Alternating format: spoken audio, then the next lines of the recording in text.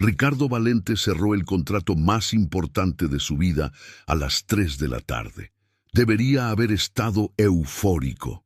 Debería haber celebrado. Debería haber llamado a socios, inversionistas, a todos los que habían dudado de él. Pero no lo hizo.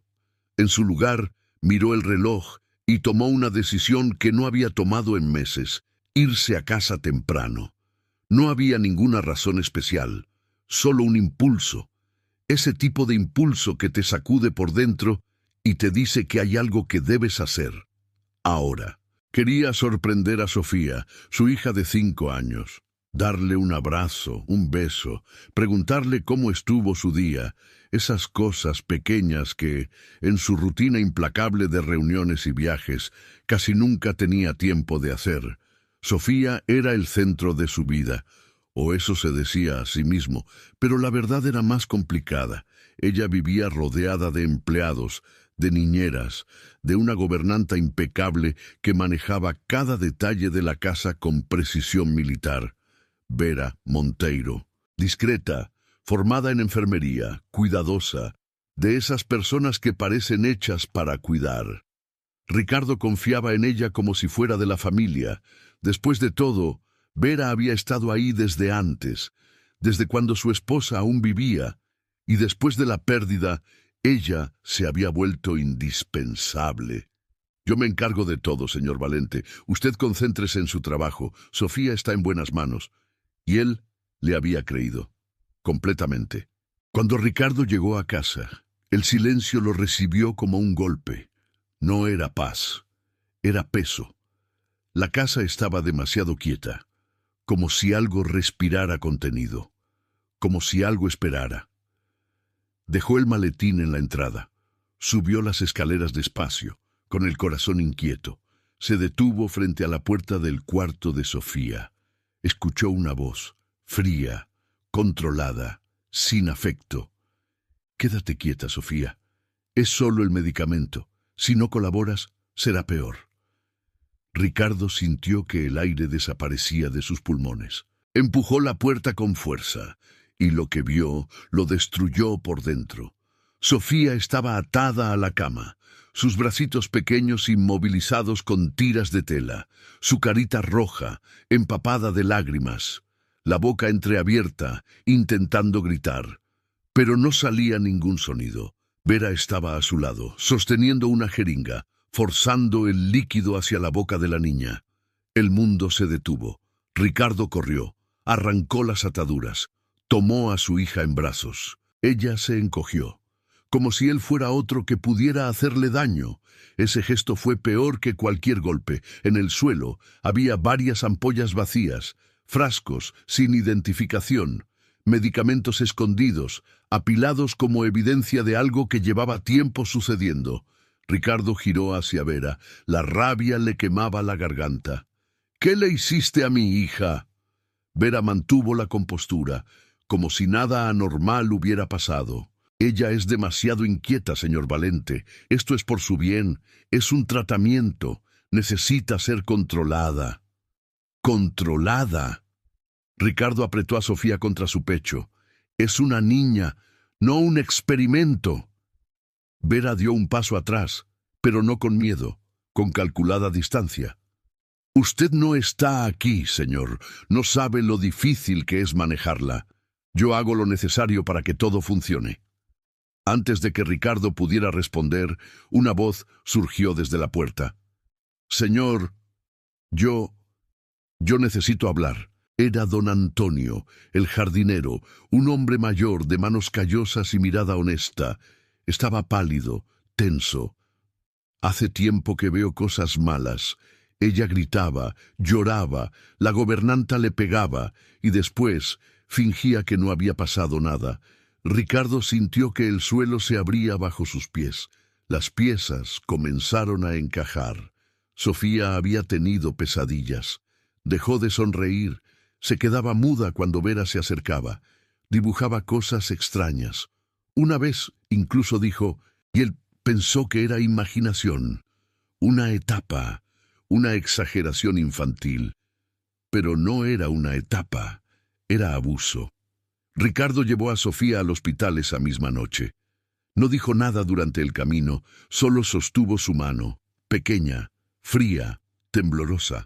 Los exámenes confirmaron lo que más temía: sedantes en su sistema, moretones en lugares estratégicos, señales de agresión constante, cuidadosamente ocultas bajo ropa de manga larga.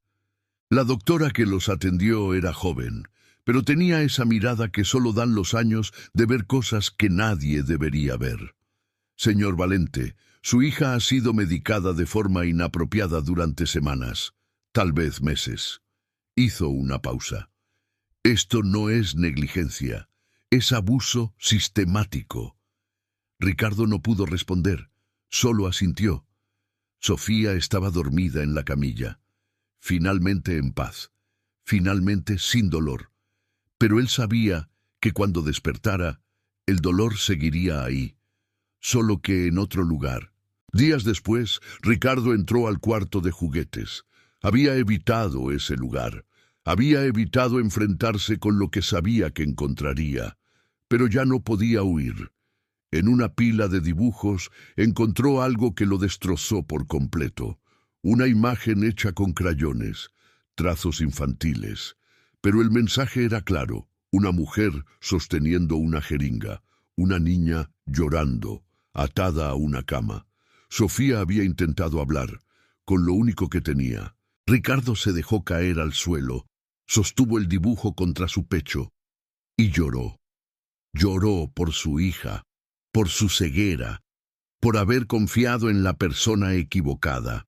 Lloró porque había fallado en lo único que importaba.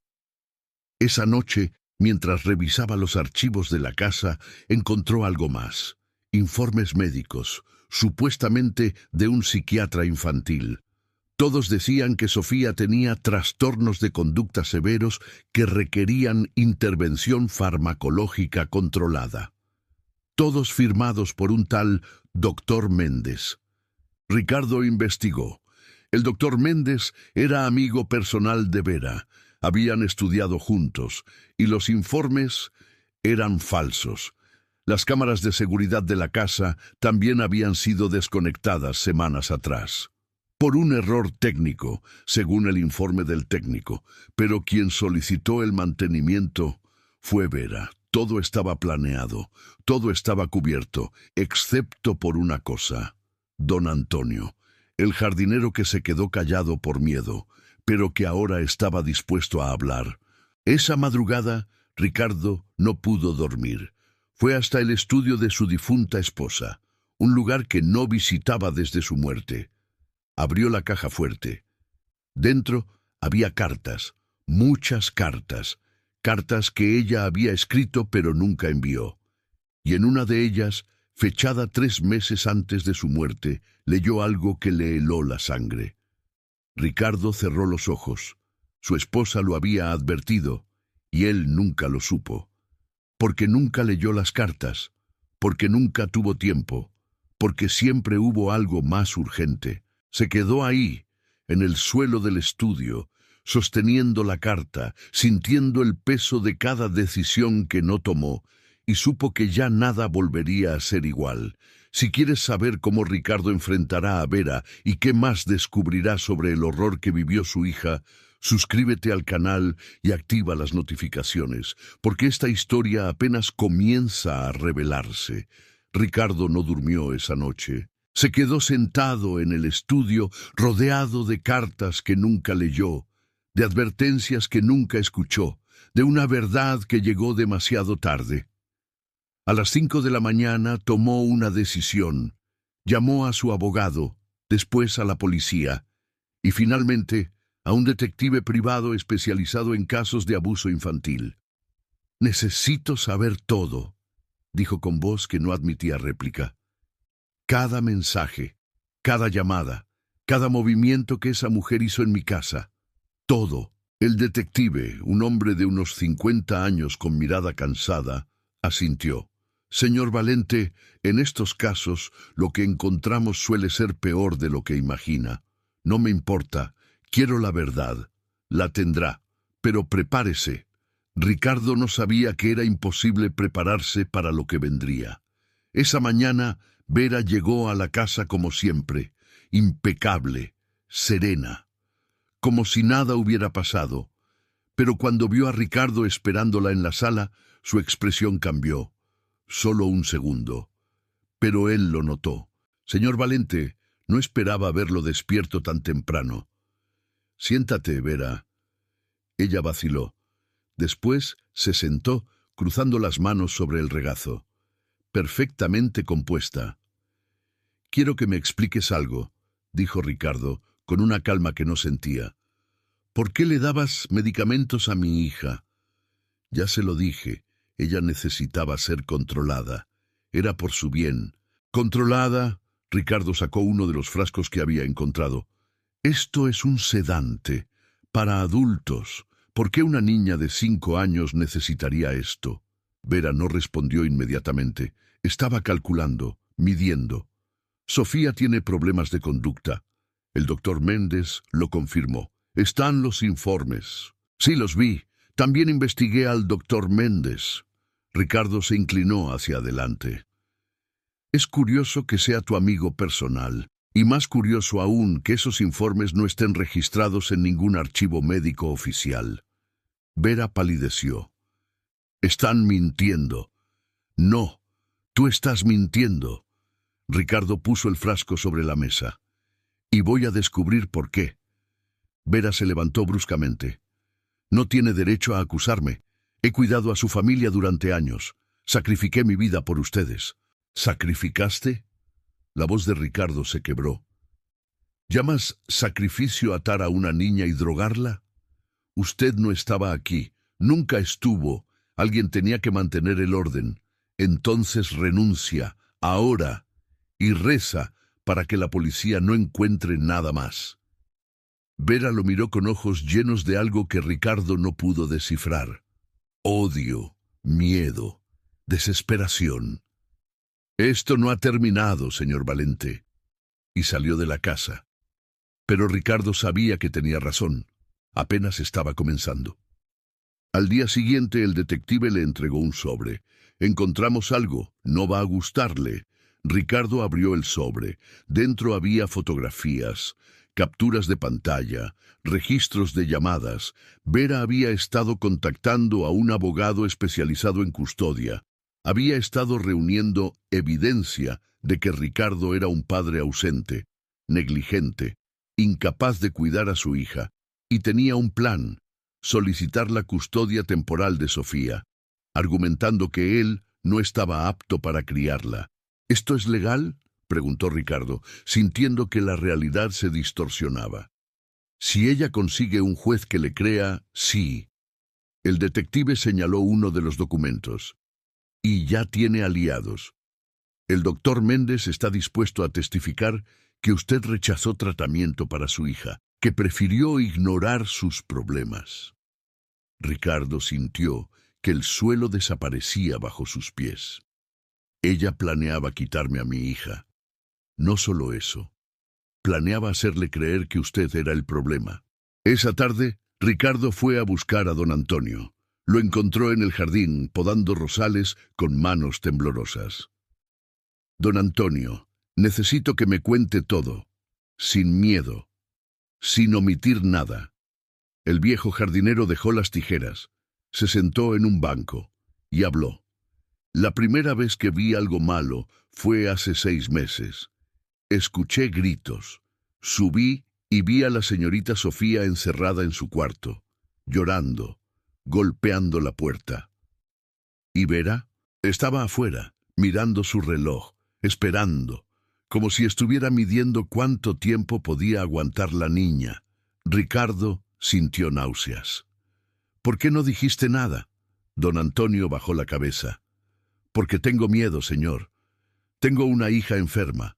Necesito este trabajo y la señora Vera me amenazó. Dijo que si hablaba me acusaría de robo, que perdería todo. ¿Te amenazó? Sí, y lo peor es que le creí. Ricardo puso una mano en el hombro del anciano. Ya no tienes que tener miedo. Ahora vamos a hablar, los dos.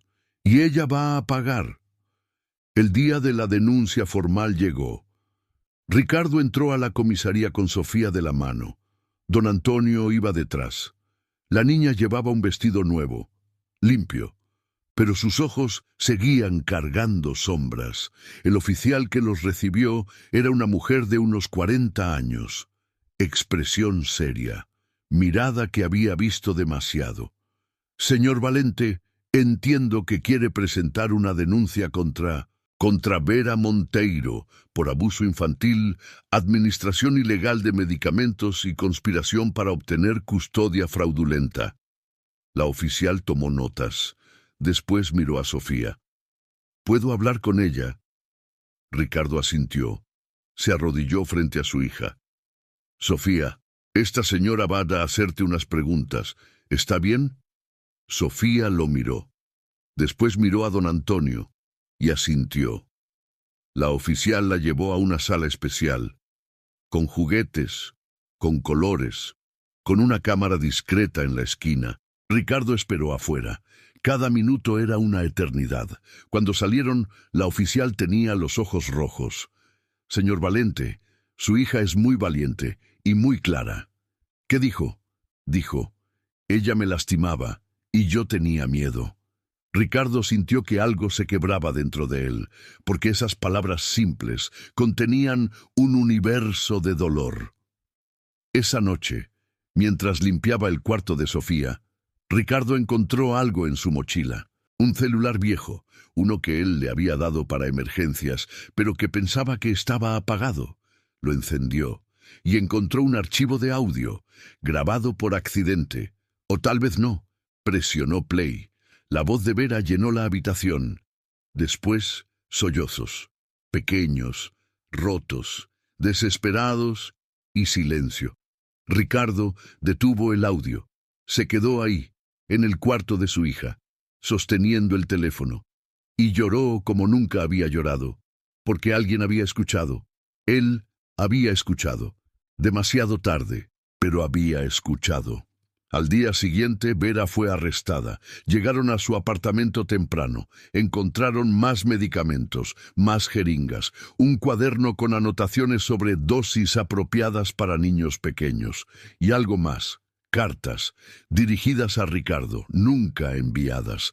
Cartas donde expresaba su amor por él, su derecho a ser parte de la familia, su convicción de que él necesitaba que ella se quedara. Cartas de una obsesión que había crecido durante años. Cuando la llevaron esposada, Vera mantuvo la compostura hasta el final.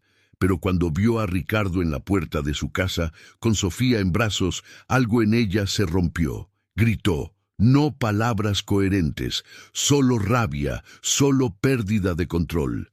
Y Ricardo entendió. Vera no solo había abusado de su hija, había intentado reemplazar a su esposa, había intentado convertirse en algo que nunca fue, y cuando no funcionó, tomó lo único que podía controlar, a Sofía. Si quieres saber cómo Sofía finalmente encuentra paz, y cómo Ricardo reconstruye lo que se rompió, dale like, comenta qué te está pareciendo esta historia, y quédate con nosotros. Porque el final traerá la sanación que tanto necesitan.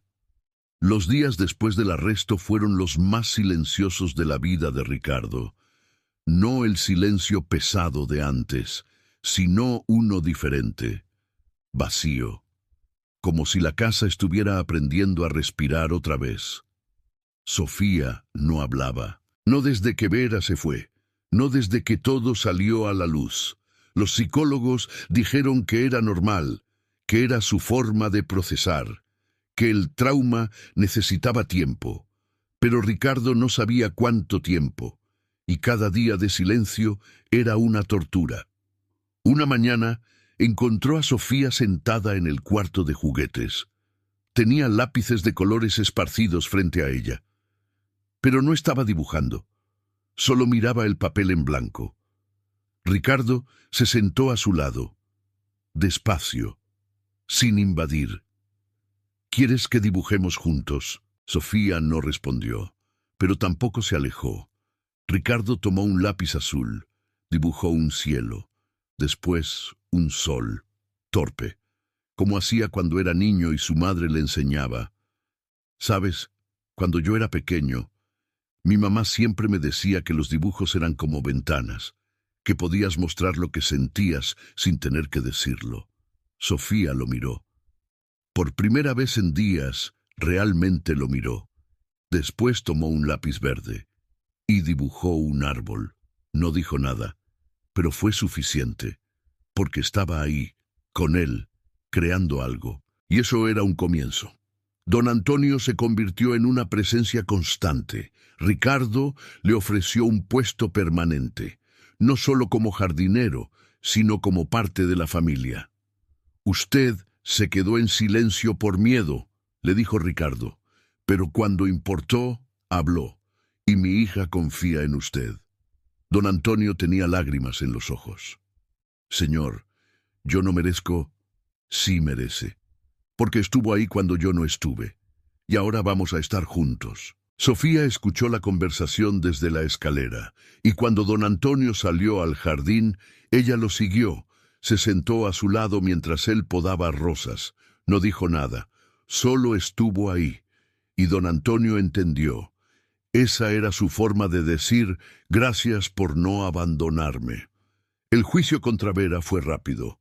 La evidencia era abrumadora. El audio, los medicamentos, los testimonios, los informes médicos reales que mostraban el daño causado. Ricardo no asistió. No quería ver su cara otra vez, pero su abogado lo mantuvo informado.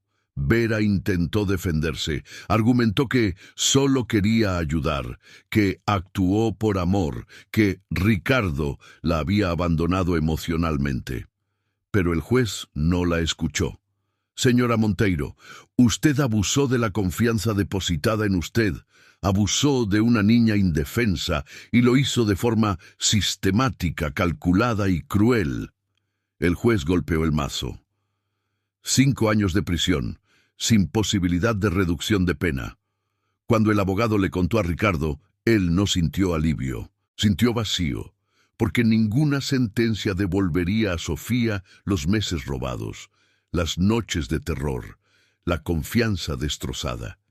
Pasaron semanas. Sofía comenzó terapia, con una psicóloga especializada en trauma infantil. No hablaba mucho, pero dibujaba, mucho, y en cada sesión los dibujos cambiaban. Al principio eran oscuros, figuras amenazantes, cuartos cerrados, pero poco a poco comenzaron a aparecer colores. Un sol, un pájaro, una casa con ventanas abiertas. Y un día dibujó algo que hizo llorar a Ricardo. Era ella, tomada de la mano de 2 figuras, una alta, otra más baja. Él y don Antonio. La psicóloga se lo mostró después de la sesión. Ella está sanando, señor Valente, despacio, pero está sanando. Ricardo sostuvo el dibujo como si fuera el objeto más valioso del mundo, porque lo era. Un domingo por la mañana, Ricardo despertó temprano, preparó el desayuno, algo que nunca había hecho. Panqueques, quemados, pero hechos con amor. Cuando Sofía bajó, vio la mesa puesta, y a su padre, con delantal, sonriendo nervioso. Hice el desayuno. No sé si está bueno, pero lo intenté. Sofía se sentó.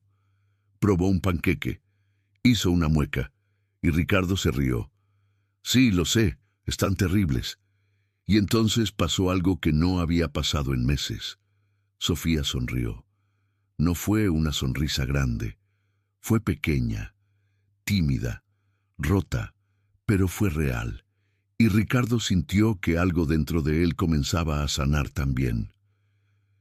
Esa tarde llevó a Sofía al parque. No habían ido desde antes de todo, desde cuando la vida parecía normal. Se sentaron en el césped, bajo un árbol grande, con el sol filtrándose entre las hojas. Ricardo se acostó. Sofía lo imitó. Miraron las nubes, buscando formas, como hacían antes. «Esa parece un conejo», dijo Ricardo. Silencio. «¿Tú ves algo?» Más silencio. Y entonces, con una voz tan pequeña que casi no se escuchó, Sofía dijo, «Un corazón». Ricardo giró la cabeza. La miró. con ojos llenos de lágrimas. «Dijiste algo, hija». Sofía asintió.